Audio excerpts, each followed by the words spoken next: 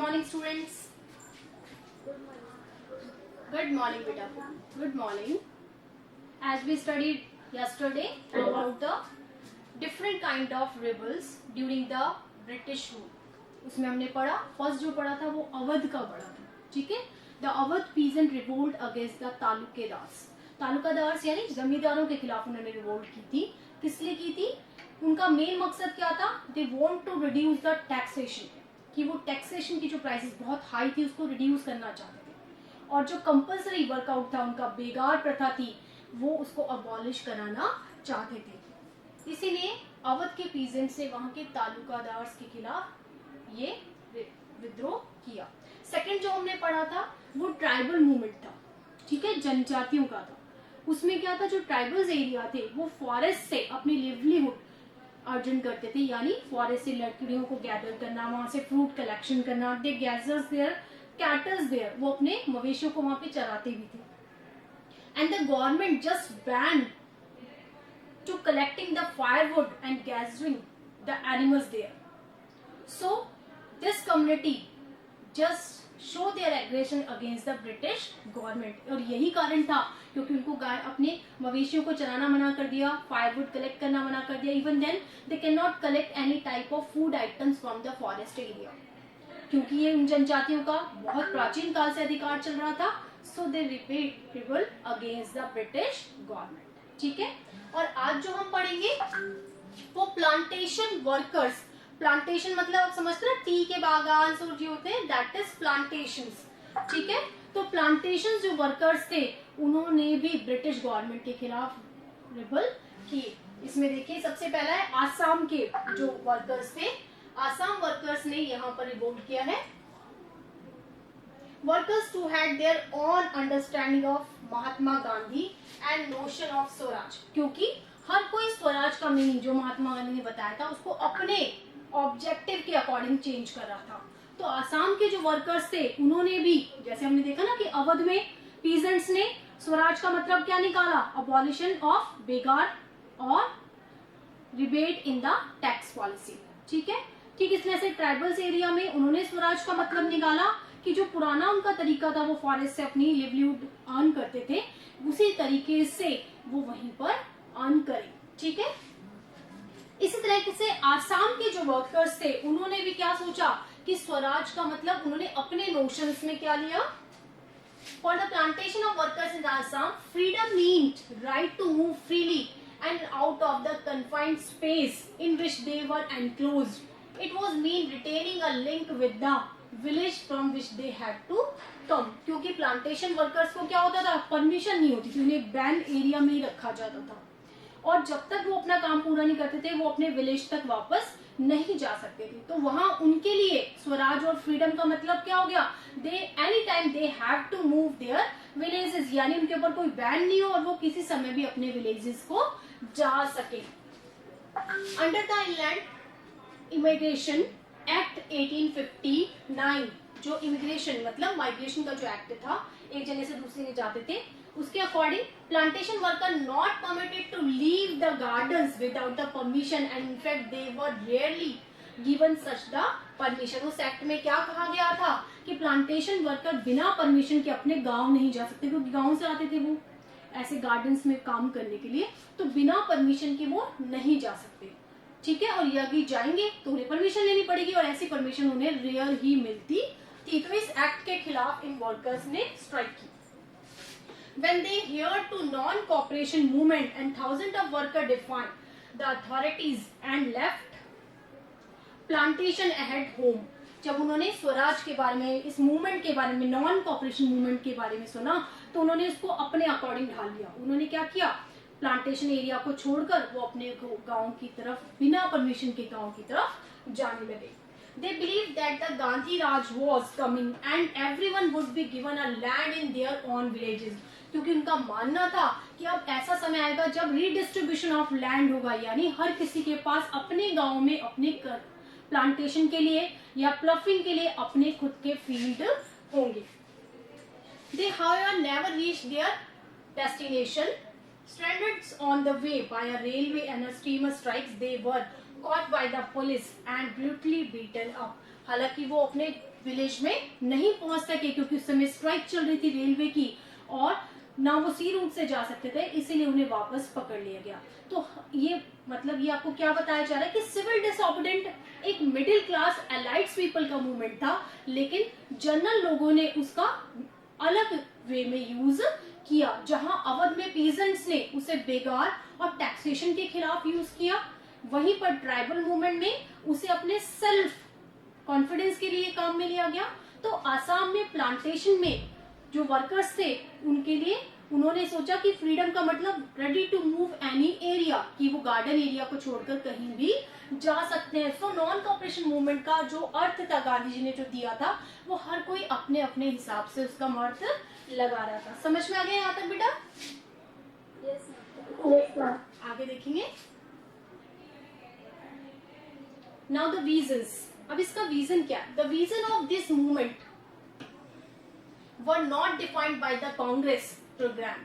They interpreted that the term Swaraj in on ways imagining to be a time when all suffering and all trouble would be over. क्योंकि महात्मा गांधी ने या कांग्रेस ने इस civil disobedient movement को define नहीं किया था, ठीक है, ना ही उन्होंने स्वराज का अर्थ लोगों तक पहुंचाया था।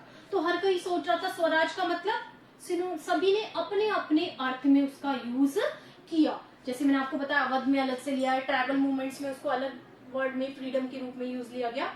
तो इस तरह से उस समय स्वराज का मतलब लोगों ने क्या समझा कि हमारी हार्डशिप विल बी एंडेड, कि हमारे जितने ट्रबल्स हैं वो धीरे धीरे क्या हो जाएंगे, खत्म हो जाएंगे। That is Swaraj. उनके लिए स्वराज का मतलब क्या था?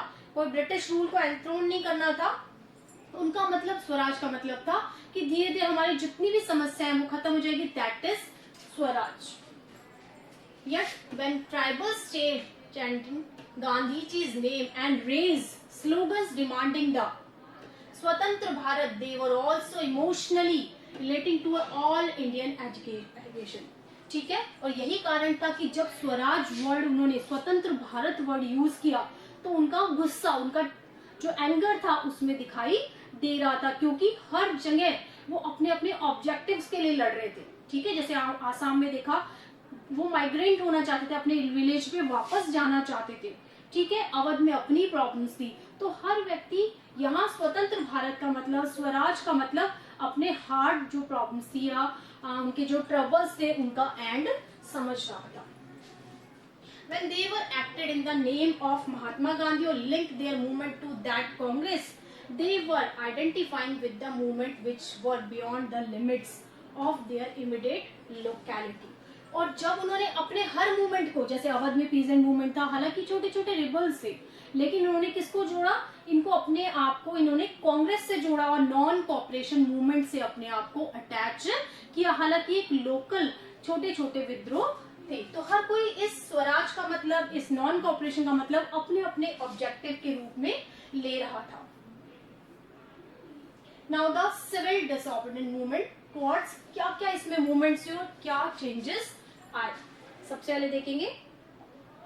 इन February 1922 Mahatma Gandhi decided to withdraw the non cooperation movement. अब देखिए, आपने देखा कि नॉन कॉपरेशन मूवमेंट बहुत अच्छा चल रहा था, कंट्री साइड्स में बहुत अच्छा चल रहा था। मिडिल क्लास स्टूडेंट्स हैं, टीचर्स है, they boycott the education institutions, here that the lawyers also just boycott their legal practices, and the teachers also just resigned by their post. Even then Mahatma Gandhi also surrendered their title to the British government. जो sir की उपाधि उन्हें दी थी, जो title Mahatma Gandhi को वहां मिला था, वो उन्होंने वापस किसको दे दिया? ब्रिटिश गवर्नमेंट को वापस दे दिया। लेकिन soon this movement felt slow down, लेकिन धीरे धीरे मूवमेंट भी क्या हो गया? स्लो डाउन हो गया। He felt the movement was turning violent in many places. क्यों हुआ?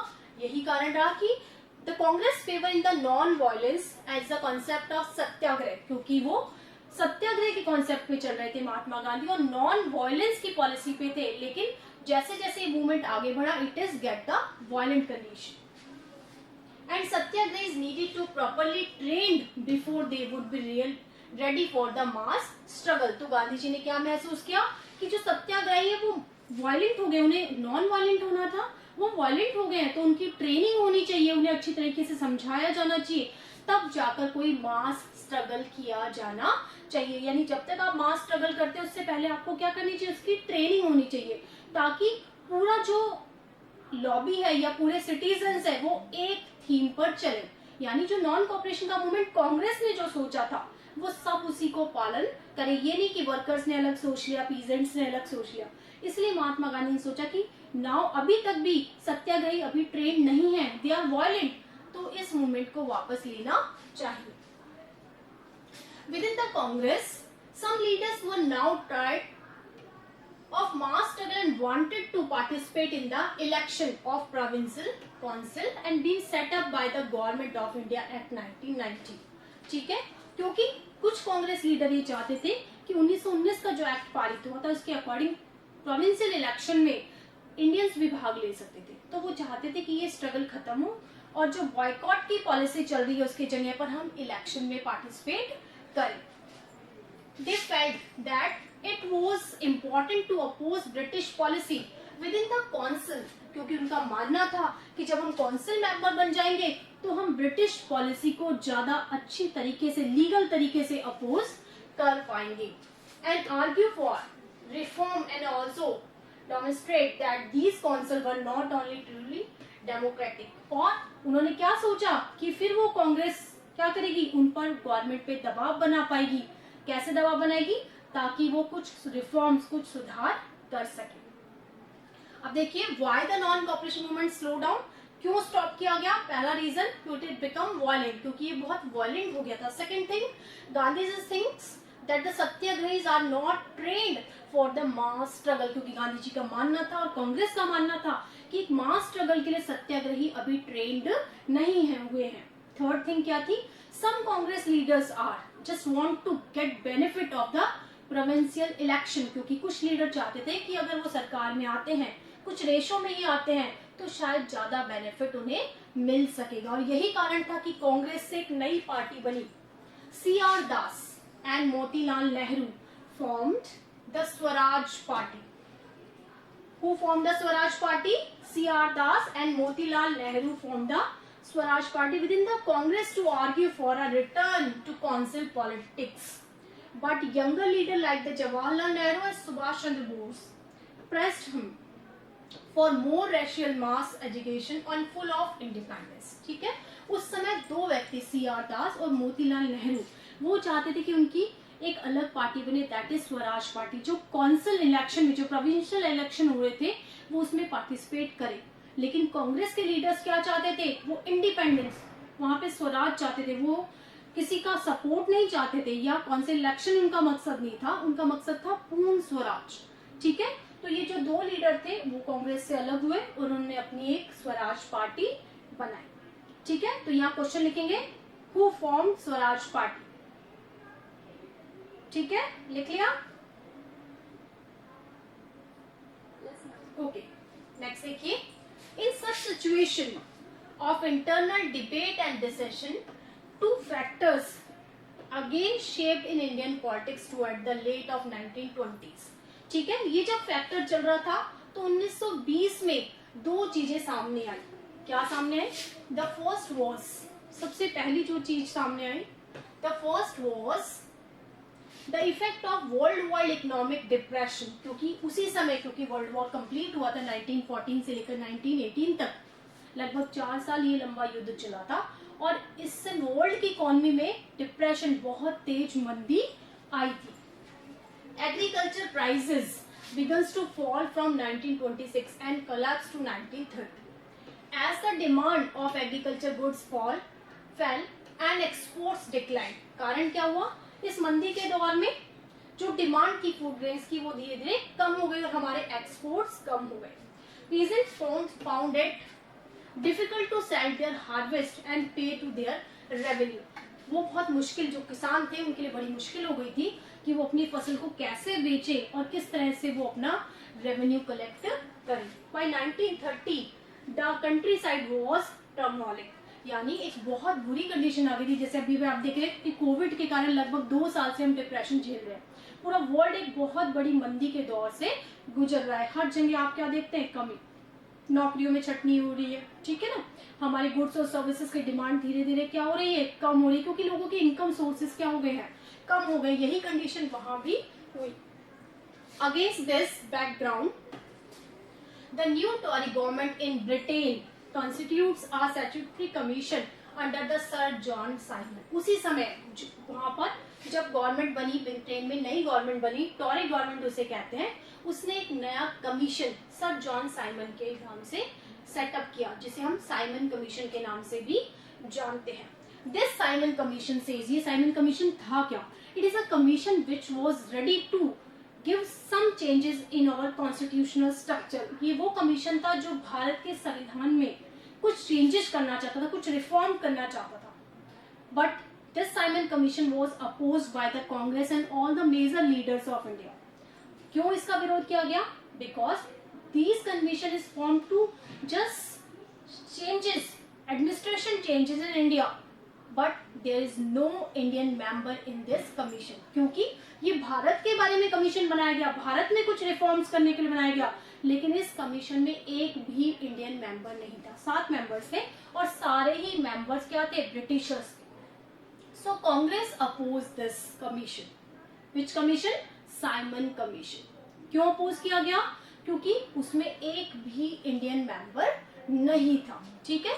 तो Tory government just establish a commission under the leadership of Sir John Simon, which is known as Simon Commission. This commission was established to just reforms in the administration system of India.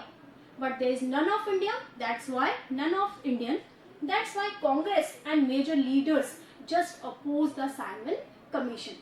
ठीक है, ये समझ में आ गया what is Simon Commission? ये clear हो गया what is Simon Commission and why Congress oppose Simon Commission? Clear हो गया ये? Yes, ma'am. ठीक है, तो सेकंड क्वेश्चन लिखेंगे what is Simon Commission and why Congress oppose Simon Commission. लिख लिया आपने question.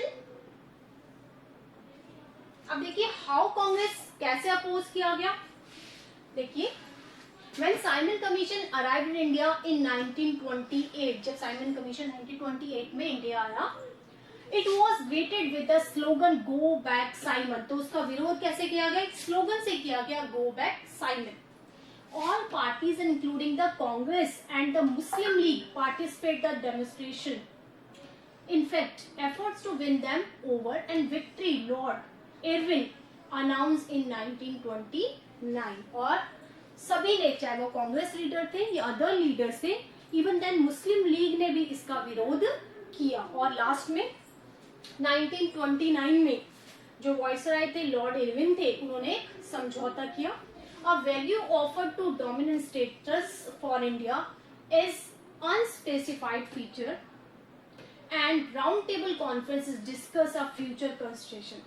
This doesn't satisfy the Congress leaders. The ratio within the Congress lead by. ठीक है, उसी समय एक Irwin pact, Gandhi Irwin pact हुआ। एक गांधी और इरविन समझौता, उसमें लॉर्ड इरविन थे और महात्मा गांधी के बीच में एक समझौता हुआ कि अगर आप इन सुधारों से सेटिस्फाइड नहीं है, क्योंकि इसमें कोई इंडियन नहीं है, तो सेकेंड राउंड टेबल कॉन्फ्रेंस होगी ब्रिटेन में, वहां जाकर आपको उसमें पार्टिसिपेट करना पड़ेगा। गांधी जी इसके लिए तैयार भी हो गए, ठीक है। और बदले में जितने भी नॉन कॉपरेशन मूवमेंट के टाइम पॉलिटिकल लीडर्स को अरेस्ट किया गया था, उन्हें रिलीज कर दिया गया। लेकिन जब महात्मा गांधी उस राउंड टेबल कॉन्फ्रेंस में लंदन गए, वो वहां से अनसेटिस्फाइड वापस आए। उनकी जो मांगे थी स्वराज के बारे में, वो ब्रिटिश गवर्नमेंट ने एक्सेप्ट नहीं की। तो वो यहाँ पर थर्ड क्वेश्चन बन गया, what is Gandhi Irwin pact. Question लिखिए, what is Gandhi Irwin pact when it is signed. What is Gandhi Irwin pact when it is signed. लिख लिया? ओके, आगे देखिए। Jawaharlal Nehru and Subhash Chandra Bose become more assertive. The liberal and moderates who were proposing a constitutional system within the framework of British dominance. अब देखिए यहाँ दो words हमने use किए, एक है लिबरल और एक है मॉडरेट्स, यानी कांग्रेस के दो फेस थे। एक है लिबरल, एक मॉडरेट्स। देखिए लिबरल लीडर्स वो होते हैं which believe in British rule, जो ब्रिटिश रूल में बिलीव करते थे। They need some changes in British administration, वो चाहते थे कि ब्रिटिश एडमिनिस्ट्रेशन थोड़ा सा बदल जाए। हालांकि ब्रिटिश हम इंडियन से ज्यादा अच्छे उनका मानना था कि if British leave the India how we survive, उनका मानना था कि ब्रिटिशर्स ने बहुत अच्छी पॉलिसीज बना रखी है, हमारे एडमिनिस्ट्रेशन को बहुत अच्छा कर रखा है, अगर ब्रिटिशर्स यहाँ से चले जाएंगे so Indian are not capable to run a country like India, इतने बड़े देश को इंडियंस नहीं चला सकते। दे आर लिबरल, लिबरल ये चाहते थे कि थोड़े से चेंजेस हो जाए। But the moderate leaders wants Swaraj, लेकिन जो मॉडरेट लीडर थे वो क्या थे, वो कोई ब्रिटिश रूल में चेंज नहीं चाहते थे, कोई प्रोविंशियल इलेक्शन में वो पार्टिसिपेट नहीं करना चाहते थे। वो क्या चाहते थे, दे नीड फुल स्वराज, वो स्वराज चाहते थे। तो जो लिबरल लीडर थे जैसे CR दास, मोतीलाल नेहरू, चित्तरंजन दास, दादा भाई नौरोजी, ये लिबरल लीडर्स थे। जवाहरलाल नेहरू, महात्मा गांधी, सुभाष चंद्र बोस, ये मॉडरेट लीडर्स थे। ठीक है, क्योंकि जो लिबरल लीडर्स थे just want some changes in British administration, वो चाहते थे कि प्रोविंशियल इलेक्शन में उन्हें पार्टिसिपेट करें और थोड़ी बहुत वो फोर्सेस उन्हें मिल जाए, कुछ पॉलिटिकल राइट्स उन्हें मिल जाए, तब वो जाकर ब्रिटिश गवर्नमेंट पे फोर्स करके कुछ रिफॉर्म्स कर पा सकते हैं। लेकिन मॉडरेट्स ये चाहते थे कि Indians are capable to run Indian administration, कि इंडियन इतने कैपेबल है कि वो एडमिनिस्ट्रेशन को चला सकते हैं, so they don't need any type support of from the British government, they just need the swaraj. और वो क्या चाहते थे कि हम खुद अपना गवर्नमेंट चला सकते हैं, तो हमें क्या चाहिए, हमें स्वराज की आवश्यकता है। अब ये समझ गए who are the moderate leaders and who are the liberal leaders, clear? Okay, अब यहाँ पे आप क्वेश्चन लिखिए, name some moderate and liberal leaders of Congress. Name some moderate and liberal leaders of Congress, आपको सिर्फ नाम बताना है यहाँ पे, ठीक है? आगे देखिए, इन दिसंबर 1929 under the presidency of Jawaharlal Nehru the Lahore Congress session, ठीक है, कौन सा कांग्रेस सेशन है ये, Lahore Congress session, formalised the demand of पूर्ण स्वराज। हमने पहले भी एक पढ़ा था जिसमें सिविल डिसओबीडिएंट मूवमेंट एक्ट पारित हुआ था, ठीक है ना, वो भी कांग्रेस का ही सेशन था, ठीक है। और ये कौन सा सेशन है, ये लाहौर सेशन है, दैट इज वो 1920 में हुआ था, ये 1929 में हुआ, जिसमें फुल स्वराज की डिमांड की गई। तो यहाँ क्वेश्चन आता है, in which Congress session, in which Congress session Congress demanded for full Swaraj? In which Congress session the party demand for full Swaraj? किस कांग्रेस सेशन में पार्टी ने फुल स्वराज की डिमांड की? ठीक है, क्या लिखेंगे, इन Lahore session in 1929 the Congress formalized the demand of full Swaraj, ठीक है, ठीक है। आगे देखिए, दैट इज फुल इंडिपेंडेंट, यानी हमें कोई प्रोविंशियल इलेक्शन में पार्टिसिपेट नहीं चाहिए, हमें अपना इंडिया फुल स्वराज के लिए चाहिए। It was declared that 26 January 1930, ये बात नोट करेंगे, which day is declared as the independent day. उस समय इंडिपेंडेंट डे किसको, इंडिपेंडेंस डे किसको, 26 जनवरी 1930 को एज इंडिपेंडेंस डे डिक्लेयर किया गया। When people would take a pledge to struggle for complete independence, तब लोगों ने प्रतिज्ञा ली कि अब उन्हें कोई छूट नहीं चाहिए, कोई प्रोविंशियल इलेक्शन में पार्टिसिपेट नहीं चाहिए। Now they need full Swaraj, full independence, but the celebration attacked by the little attention. So Mahatma Gandhi had to find a way to rebate obstinate idea to freedom to move to concrete issue of everyday life. क्योंकि इस movement को, इस celebration day को ज्यादा attraction नहीं मिला, ज्यादा weightage नहीं मिला, ज्यादा लोगों ने इसे सपोर्ट नहीं किया, इसलिए अब महात्मा गांधी कुछ ऐसा करना चाहते थे जो एक मास कम्युनिकेशन के लिए बहुत अच्छा रहे।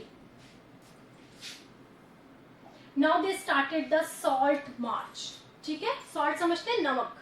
आपको पता है कि नमक एक ऐसी चीज है जो हर फैमिली, चाहे वो अपर ग्रेड का हो, चाहे वो मिडिल क्लास का हो, चाहे लोअर ग्रेड का हो, ठीक है ना, नमक के बिना खाने का स्वाद आता है? आता है क्या? सो salt is essential food item, है ना, बहुत जरूरी है। उस समय सॉल्ट में ब्रिटिश गवर्नमेंट की मोनोपोली थी, यानी केवल British company can manufacture the salt, केवल ब्रिटिश कंपनी ही सॉल्ट मैन्युफैक्चर कर सकती थी। And salt prices are so high, उस समय सॉल्ट के प्राइसेस पे बहुत ज्यादा टैक्सेस थे, तो बहुत महंगा भी था। अब आप सोचिए, सबसे एसेंशियल चीज और बहुत महंगी हो, ठीक है। सो Gandhi ji oppose the salt law, तो उन्होंने नमक कानून का विरोध किया और साबरमती आश्रम से लेकर, ठीक है, साबरमती जो आश्रम वहां से लेकर दांडी जो जगह है वहां तक उन्होंने एक अपनी पैदल यात्रा की, जिसे हम दांडी मार्च के नाम से जानते हैं। और वहां पर जाकर नदी के किनारे, जो साबरमती आश्रम के बाद वहां से चले, तो नदी किनारे उन्होंने नमक बनाकर सॉल्ट लॉ को अबॉलिश किया, उस कानून को तोड़ने की कोशिश की। देखिए यहाँ पर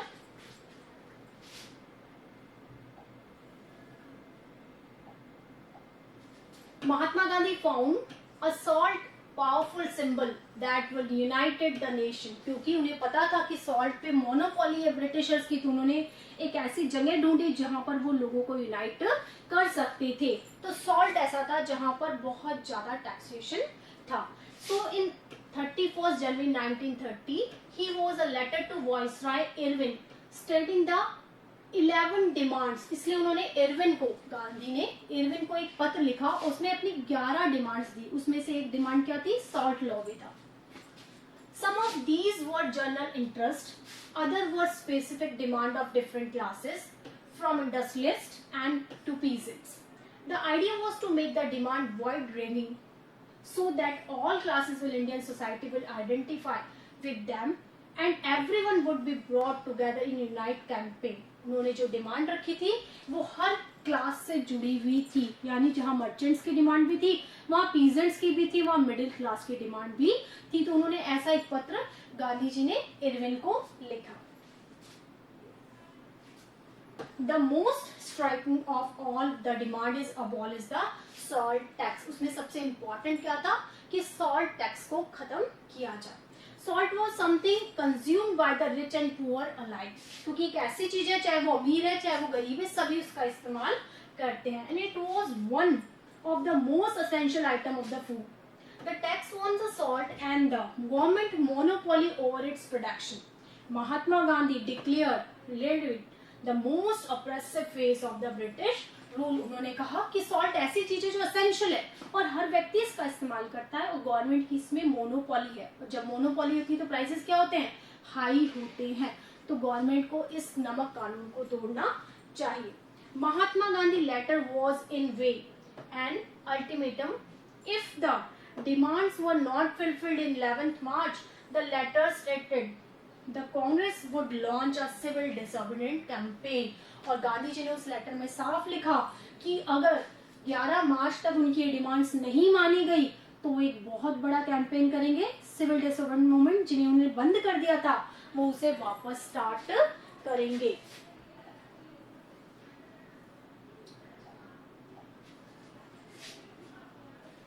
Irwin was unwilling to negotiate। जो इरविन थे वो गांधी जी की शर्तों को मानने के लिए तैयार नहीं हुए। So Mahatma Gandhi started his famous salt march, जिसे हम दांडी यात्रा भी कहते हैं। सॉल्ट मार्च शुरू की। 78 ऑफ हिज ट्रस्टेड वॉलंटियर्स, 78 लोग उनके साथ थे।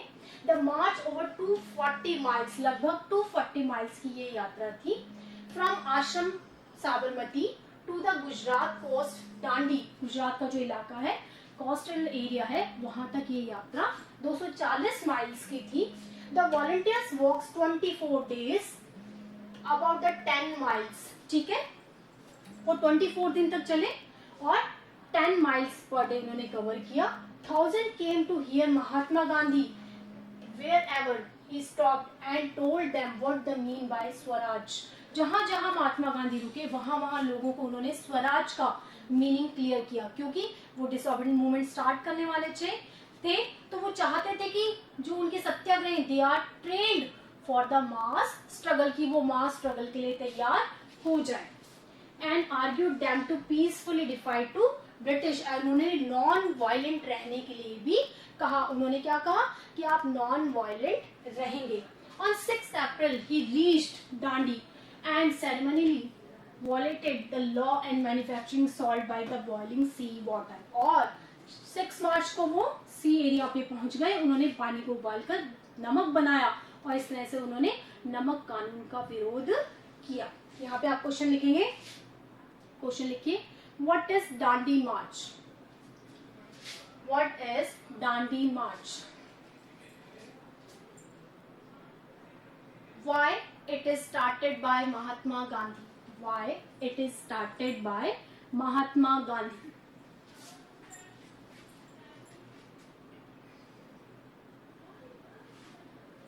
ठीक है, दांडी मार्च क्या किया महात्मा गांधी ने, इसे क्यों शुरू किया गया?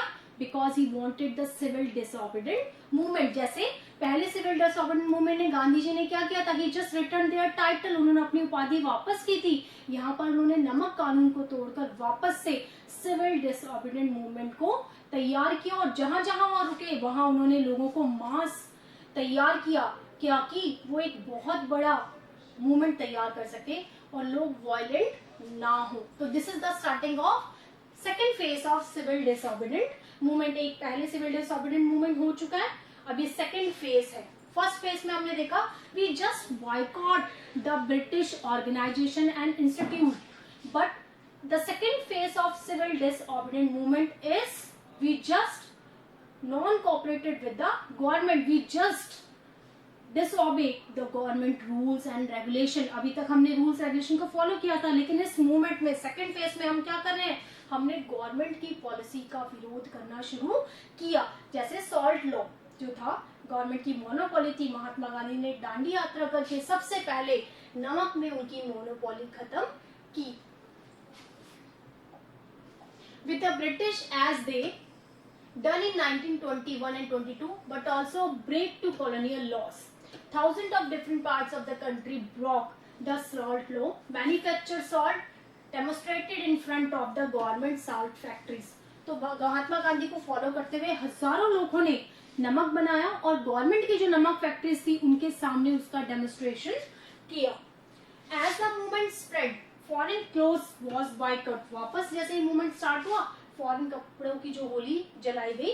Liquid shops were pick down, peasants refused to pay revenue and chowkidari tax, villages official resigned and in the many place forest people volunteered forest law। ठीक है, इसका विरोध कैसे किया गया कि लोगों ने टैक्स देना बंद कर दिया गया। फॉरेस्ट एरिया जो ट्राइबल्स एरिया थे उन्होंने फॉरेस्ट लॉ को मानना बंद कर दिया। Forest to collect the wood and grazing the cattles, अब वो क्या करने लगे, अपने उस फॉरेस्ट एरिया से वुड को कलेक्ट करने लगे और अपने एनिमल्स को वहां पर चराने लगे। Worried by the developments the colonial government began arresting the Congress leader one by one. और इसी चीज को, क्योंकि ये बहुत बड़ा विद्रोह हो गया था, इसलिए उन्होंने कांग्रेस के लीडर्स को एक के बाद एक गिरफ्तार करना स्टार्ट किया। This led to violent clashes in many place, और यही कारण रहा कि जब लीडर्स को अरेस्ट किए तो कई जगह वायलेंट हुआ। जैसा when Abdul Ghaffar Khan, a devoted disciple of Mahatma Gandhi, Abdul Ghaffar Khan जो महात्मा गांधी के सबसे बड़े वॉलंटियर्स थे, was arrested in 1930। Angry crowd demonstrated in the street of Peshawar facing amount cars and police firing. ठीक है, तो बहुत सारे लोगों ने उस समय पुलिस का क्या किया, विरोध किया, क्योंकि वो नहीं चाहते थे कि पॉलिटिकल लीडर्स वहां पर गिरफ्तार हों। ओके, ठीक है, तो आज इतना ही करेंगे, कल इसको कंटिन्यू करेंगे नॉन कोऑपरेशन मूवमेंट के सेकंड फेज को। Okay, have a nice day, thank you.